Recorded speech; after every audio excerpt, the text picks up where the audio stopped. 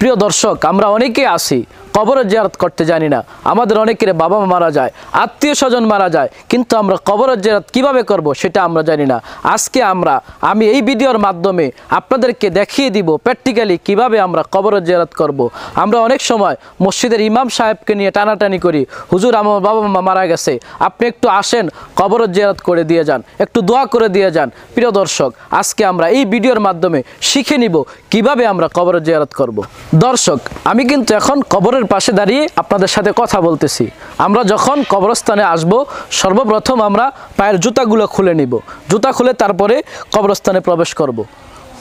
জুতাগুলা খুলে তারপর আমরা কবরস্থানে প্রবেশ করব অথবা দাঁড়াইব। দাঁড়িয়ে আমরা সর্বপ্রথম কবরকে সালাম দিব। কবরের ভিতরে যারা আছে তাদেরকে সালাম দিব, আসসালামু আলাইকুম ইয়া আহলাল কুবুর ওয়াল মুসলিমিনা ওয়াল মুসলিমাত। তারপরে আমরা সূরা ফাতিহা পড়ব, আউযু বিল্লাহ বিসমিল্লাহ পড়ে সূরা ফাতিহা পড়ব। তারপরে সূরা ইখলাস পাঠ করব। পাঠ করে আমরা একটু কবরের দিকে তাকিয়ে ভাববো যে আমাদের আত্মীয় স্বজন দীর্ঘদিন এখানে শুয়ে আছে, আমাদেরকে কতই না আদর করছে, কতই না স্নেহ করছে, কত ভালোবাসা দিয়েছে, আমাদের জন্য কত কি করছে। আজকে তারা এতিম হয়ে অন্ধকার কবরে শুয়ে আছে, তাদের জন্য একটু ভেবে তারপর আল্লাহর কাছে দোয়া করবেন। নবী করিম সাল্লাল্লাহু আলাইহি ওয়াসাল্লাম বলেছেন, কোনো সন্তান যদি তার বাবা মার কবরের পাশে দাঁড়িয়ে সূরা ফাতিহা সূরা ইখলাস পড়ে আল্লাহর কাছে কান্নাকাটি করে, ওই সন্তানের চোখের পানি নাকের ডগায় আসার আগে আল্লাহ পাক বাবা মার কবর আযাব মাফ করে দেয়। তাহলে আমরা যখন কবরের পাশে আসব তখন সূরা ফাতিহা সূরা ইখলাস পড়ে আল্লাহর কাছে মুনাজাত করব। দর্শক, তাহলে আপনারা দেখতে থাকুন আমি কিভাবে প্রথম থেকে শেষ পর্যন্ত কবরের জিয়ারত করি।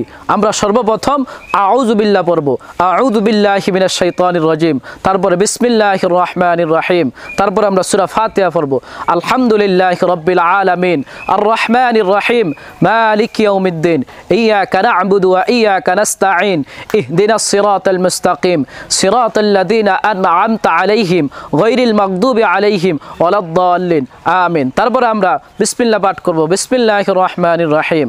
তিনবার কুল হু আল্লাহ পাঠ করব, কুল হু আল্লাহু আহাদ আল্লাহুস সামাদ লাম ইয়ালিদ ওয়া লাম ইউলাদ ওয়া লাম ইয়াকুল লাহু কুফুয়ান আহাদ। এইভাবে তিনবার পাঠ করবেন। তিনবার পাঠ করার পরে আস্তাগফিরুল্লাহ রাব্বি মিন কুল্লি যামবি ওয়া আতুবু ইলাই লা হাওলা ওয়ালা কুওয়াতা ইল্লা বিল্লাহ আল্লাহুম্মা সাল্লি আলা সাইয়্যিদিনা ওয়া নাবিয়িনা ওয়া শাফিয়িনা ওয়া হাবিবানা ওয়া মাওলানা মুহাম্মদ সাল্লাল্লাহু তাআলা আলাইহি ওয়া আলা আলিহি ওয়া আসহাবিহি ওয়া বারাকা ওয়া সাল্লাম।